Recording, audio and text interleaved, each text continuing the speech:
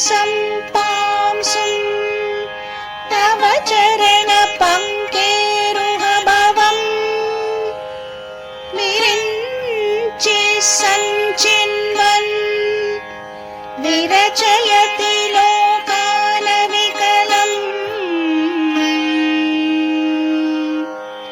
वहत्येनं Shourie